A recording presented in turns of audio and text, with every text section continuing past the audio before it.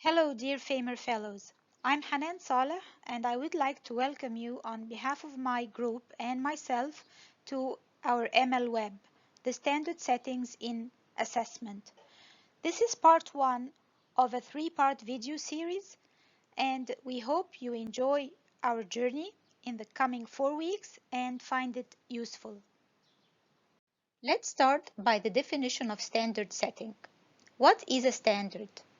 A standard is a special score that serves as a boundary, so it is the cut-off score between those who perform well enough and those who don't. In other words, it's simply the number or percentage above which the students are considered to be passing students and below which they will be considered as failing students. Now, let's take this example to make it more clear. If we have a group of students, we can identify those who are failing students,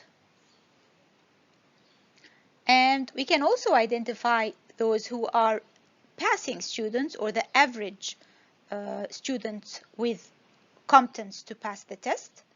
And we have another group which are the excellent students or the distinguished, those ones who will pass the test with great easiness. And these are quite easy. These three types are quite easy to distinguish from one another. But somewhere between the fail and the pass groups, there is actually another important group, and these are called the borderline students. So what's really important about this borderline group? Well, this particular group is the main focus or target of the methods of standard setting. Now, the second question, who are these borderline students? Well, these students are the minimally competent students. They're not even average. They are barely competent.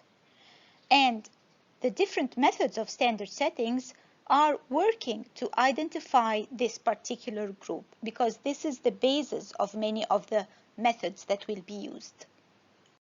So now we come to the question of why do we need to set standards for assessment? Well, you have to set standards if you need to make a decision. And to determine standards of performance, if you want a certain competency to be reached, then you will have to put a limit for that. Another important point would be for your own defense. You have to be able to explain and justify why you chose your passing score.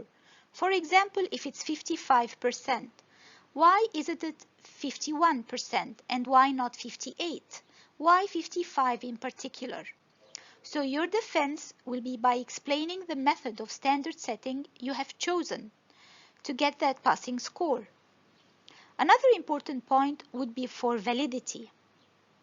Also, with the globalization and mobility of doctors that's happening nowadays, there must be a certain standard that can be used to distinguish between these doctors. As regards the types of standards, there are three types.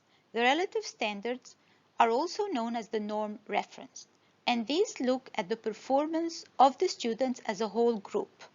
The second is the absolute standard, and it's referred to as the criterion reference. And here, they look at the performance of individual students.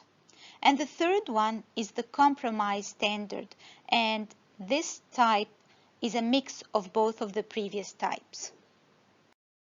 Now, looking closely at the relative standards, they are based on the actual test results, and they are expressed as a number or percentage of the examinees.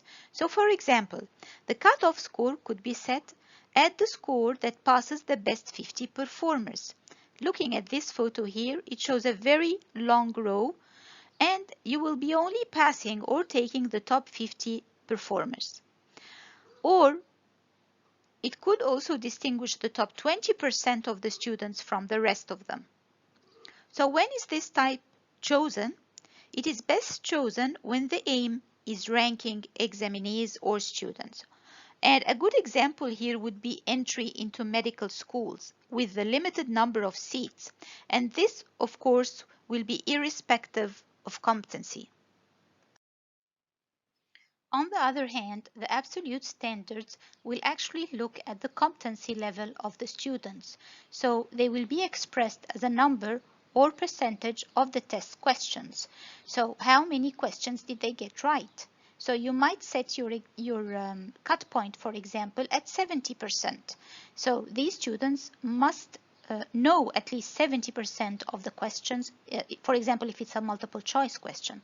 And this type of standard is most appropriate for tests of competence.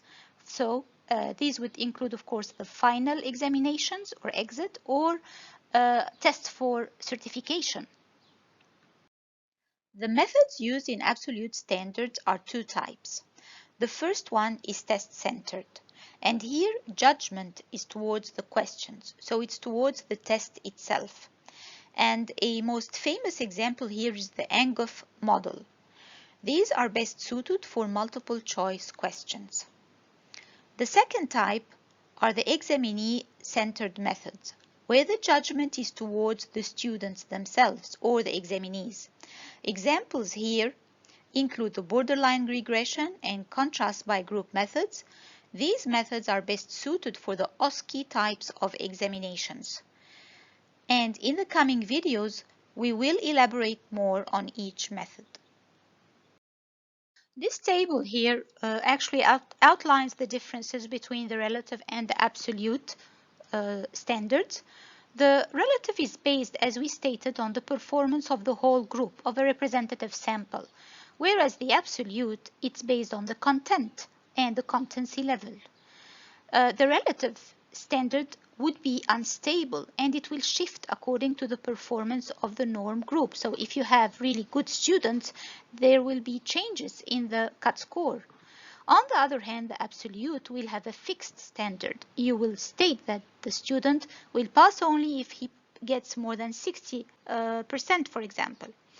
As regards the easiness, the relative is quite easy to administer, because you have your results. You will just the judges or the experts will decide on the number together. On the other hand, the absolute standards, they really need much more effort, as we will state later on, and it could be a little bit costly as well. Relative standards do not indicate the competency, whereas absolute is actually dependent on the competency level. It indicates competency of the students. And finally, when to use it, the relative standards will be best if you need to rank examinees without looking at their competency, whereas the absolute will be the method of choice when you are ensuring competency and you want to make sure that this doctor is competent and a safe doctor. Well, I've reached the end of part 1 of our videos. I hope you've come to a better understanding as regards the topic, and I'd like to thank you very much for your kind listening, reminding you not to forget to watch the rest of the videos. Thank you again and see you.